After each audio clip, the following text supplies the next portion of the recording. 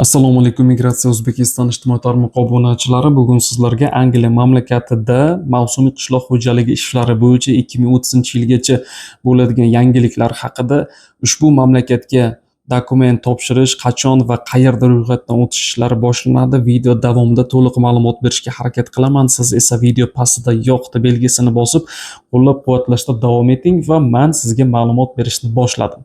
Ma'lumotlar orasida ushbu mamlakatga ketish yo'llari qanday bo'ladi? Qaysi yo'lni tanlasangiz xarajati qanday bo'ladi? Ya'ni yo'llar bu o'zingiz mustaqil ravishda dokument topshirish, migratsiya agentligi orqali dokument topshirish, balki xususiy bandlik agentliklari orqali ro'yxatdan o'tib dokument topshirish ishlarini aytib o'taman.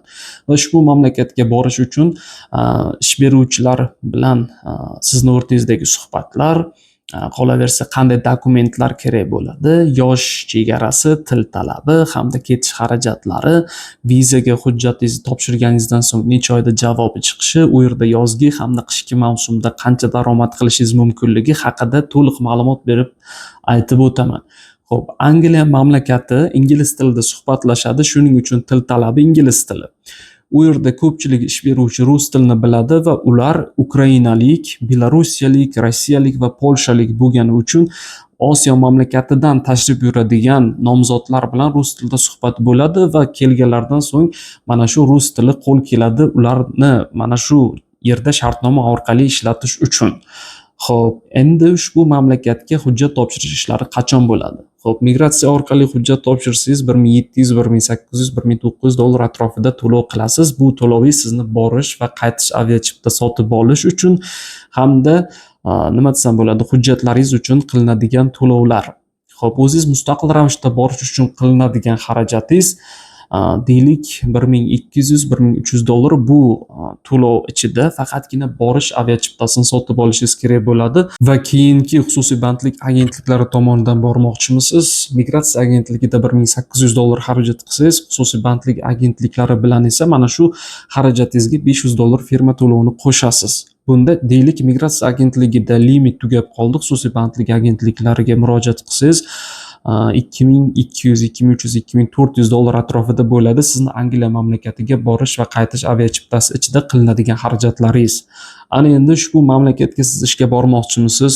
Hozirda migratsiya agentligi hamda xususiy bandlik agentliklari tomonidan ro'yxatdan o'tish ishlari boshlangan yo'q. Agar ro'yxatdan o'tish uchun qolib ketishni xohlamasangiz, Telegram kanalimizga ulanib oling, chunki Telegram kanalda birinchilardan bo'lib xabar topasiz. Agarda ko'p kutishni xohlamagan, kuzgi mavsumga ulgurib qolishni xohlaganlar bo'lsa, oralaringizdan bemalol o'zingiz mustaqil ravishda ishga topshirishingiz mumkin. Buning uchun sizga havola kerak bo'ladi. Mana shu kommentariyada ismingiz, yoshingiz, rus tili yoki ingliz tilini bilasizmi? Qaysi chet mamlakatidasiz hamda mana shuni yozib qoldirsangiz, men sizga Angliyani 5 ta havolasi bor, ikkitasini tashlab beraman yozgan kommentariyangizga.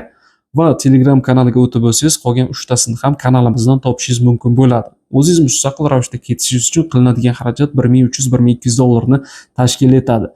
Xo'p, mustaqil ravishda topshirish uchun ko'pchilik qo'rqishi mumkin, aldanib qolmaymanmi deb. O'zbekistonda migratsiya agentligi hamda xususiy bandlik agentligi tomonidan Angliyaga ishga borishdan oldin ko'pchilik o'zi mustaqil ravishda ro'yxatdan o'tib Angliyaga borib ishlab kelishgan. Lekin o'sha vaqtda mana shu ish turi kamchilikni tashkil etgan va u yerdagi oylik maoshlar o'sha vaqtlarda yuqori edi. Ko'pchilik Rossiya agentliklari orqali borishgan, Rossiyada ishlayotgan O'zbekiston fuqarolari va O'zbekistondan ham borishgan. Keyin migratsiya agentligi hamda xususiy bandlik agentliklari orqali bu ishga borishlar yo'lga qo'yildi. Keyin ko'pchilik o'zi mustaqil ravishda emas, migratsiya agentligi hamda xususiy bandlik agentliklari tomonidan ketish yaxshiroq deb mana shu tomonga o'tib ketishdi. Lekin mustaqil ravishda bu ishga topshirish degani aldanib qolaman degani emas. Sizga rasmiy saytlarni tashlab beraman. Mana shu saytlar orqali ro'yxatdan o'tib, ingliz tili bo'lsa, ingliz tili yoki rus tilida ish beruvchi bilan suhbat qilib ishga jo'nab ketishingiz mumkin bo'ladi.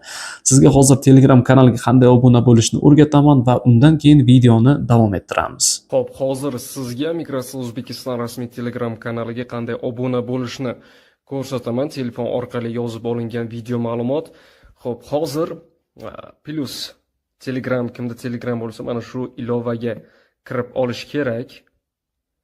Mana shu ilovaga kirganingizdan so'ng bu yerda poisk tugmasini bosasiz, ya'ni o'zbekchada qidiruv va mana shu yerda katta harflar bilan migratsiya deb yoziladi va bu yerda pastki chiziq O'zbekiston.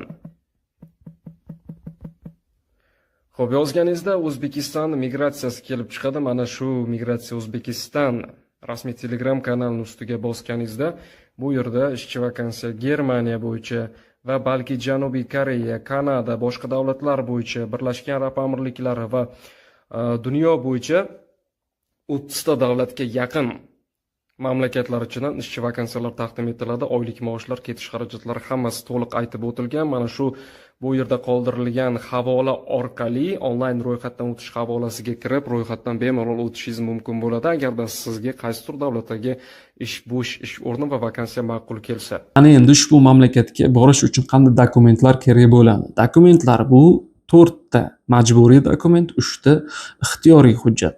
Bulardan birinchisi qizil pasport xorijga chiqish uchun, ikkinchisi 3/4 oq fonda surat, uchinchisi sudlanmaganlik haqida dokument, bu davlat xizmatlari markazidan olinadi, yana qaytarib o'taman. Xo'p, 4-chi hujjat esa bu oxirgi tugatgan ta'lim turingiz bo'yicha maktab, attestat, institut, kollej, litsey, magistraturani bitirganlar bo'lsa diplom. Mana shu 4 ta hujjat. Endi ixtiyoriy hujjat. Kimdir qishloq xo'jaligi yo'nalishi bo'yicha o'qigan bo'lishi mumkin. Mana shu diplom ham imkoniyatingizni oshirib beradi. Bu ixtiyoriy. Xo'p, keyin siz ingliz tili yoki rus tilida sertifikatingiz bo'lishi mumkin. Mana shu dokumentni bersangiz ham ishlash imkoniyatingiz, ishga borish imkoniyatingizni oshirib beradi. Bu ikkinchi hujjat va uchinchisi esa sizni birorta deylik sog'liqni saqlash, sog'lig'ingizni qandayligi bo'yicha hujjat kerak desa, tibbiyot markaziga borib o'zingizni tibbiy ko'rikdan o'tkazasiz. Sog'lig'ingiz yaxshi bo'lsa, mana shu dokumentni ham berasiz. Bu ixtiyoriy dokument hisoblanadi. Yozgi hamda qishki mavsum, qaysi mavsum yaxshi? Albatta yozgi mavsum yaxshi, chunki ishlar ko'p bo'ladi. Meva terish ishlari, qadoqlash ishlari, ishlab chiqarishlarda hamda issiqxonalarda. Va oylik maoshlaringiz $1800 dan eng yuqorisi $2700 bo'ladi. O'rtacha $2200-2300 atrofi. Xo'p, shanba, yakshanba kunlari dam olasiz. Haftada 5 kun ishlaysiz, bir oyda shuncha daromad. Ana endi qishki mavsumga keladigan bo'lsak, qishki mavsumda o'z ishlar kamayib ketadi, faqatgina issiqxonalarda qoladi. Mana shu issiqxonalarda ish kamligi uchun oylik maoshlar tushadi. Agarda mana shu oylik maoshda Angliyaga qolib ishlashni xohlamaganlar esa o'z yurtlariga qaytib ketishadi. Xo'p, yozgi mavsum bu mart oyidan sentyabr oyigacha bo'ladi. Qishki mavsum esa sentyabr oyidan mart-fevral oyigacha bo'ladi. Mana shu ikkita mavsumni ham tushuntirib berdim. Oylik maoshlarni ham aytib o'tdim. Menimcha hammasi tushunarli bo'ldi. Fikringizni izohlarda yozib qoldiring. Savollaringiz bo'lsa kommentariyada qoldiring. Keyingi videoda ko'rishguncha salomat bo'ling.